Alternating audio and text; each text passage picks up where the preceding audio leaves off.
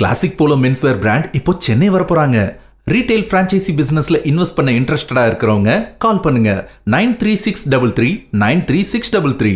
தென்காசி மற்றும் திருநெல்வேலி மாவட்டங்களில் அப்பாவி பொதுமக்கள் மீது நடத்தப்பட்ட கொடூர தாக்குதல் சம்பவத்தில் தொடர்புடைய 3 சிறுவர்கள் உட்பட 8 பேர் கைது செய்யப்பட்டுள்ளனர். தென்காசி மாவட்டம் ஆலங்குளம் அருகே நெட்டூர் மாதா கோவில் தெருவில் இளைஞர் ஒருவருக்கு திருமணம் நடைபெற்றிருந்தது.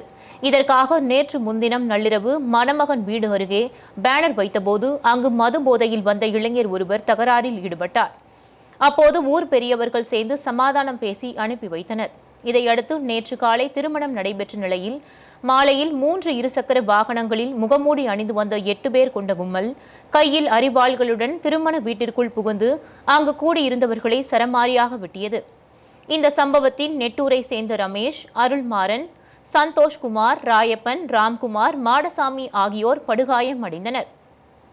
அப்போது ஆத்திரம் தீராத அந்த கும்பல் தெருவோரம் நிறுத்தப்பட்டிருந்த கார், இருசக்கர வாகனங்களை அடித்து நொறுக்கியதோடு அங்கிருந்த கடையையும் சூறையாடிவிட்டு தப்பி சென்றனர்.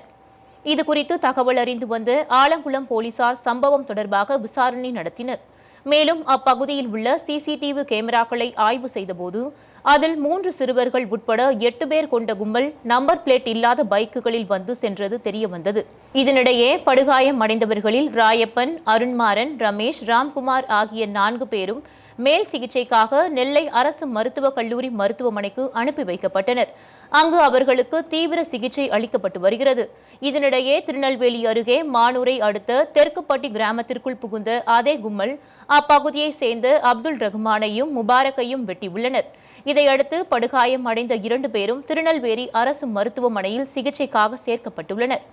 இந்நிலையில் இந்த சம்பவம் குறித்து திருநெல்வேலி சரக டிஐஜி தேஷ்முக் சேகர் சஞ்சய் உத்தரவின் பேரில் மாவட்ட காவல் கண்காணிப்பாளர்கள் பிரசன்னகுமார் மற்றும் அசோக் குமார் மேற்பார்வையில் முகமூடி கும்பலை பிடிக்க 4 தனிப்படைகள் அமைக்கப்பட்டது. இதையடுத்து நேற்று நள்ளிரவில் சுத்தமல்லி காவல் நிலைய எல்லைக்கு உட்பட்ட கல்லூர் பகுதியில் வைத்து நெட்டூரை சேர்ந்த இசக்கி முத்துவும் 16 வயதுடைய 3 சிறுவர்களும் கைது செய்யப்பட்டனர். தொடர்ந்து இன்று அதிகாலையில் மேலும் 4 பேரை போலீசார் கைது செய்து ரகசிய இடத்தில் வைத்து நடத்திய விசாரணையில் நெட்டூரில் வடக்கு பஸ் நிறுத்தம் பகுதியில் பட்டியலின இளைஞர்களின் திருமணத்தை முன்னிட்டு பேனர் வைத்துள்ளனர். இதற்கு மற்றொரு சமூகத்தை சேர்ந்த இளைஞர்கள் சிலர் எதிர்ப்பு தெரிவித்துள்ளனர். பின்னர் பேனர் வைத்தவர்களுடன் வாக்குவாதம் ஏற்பட்டதால் ஆத்திரம் அடைந்த மாற்று சமூகத்தை சேர்ந்த இளைஞர்கள் நேற்று மாலை கஞ்சா போதையில் இந்த வெறிச்செயலில் ஈடுபட்டது தெரியவந்துள்ளது.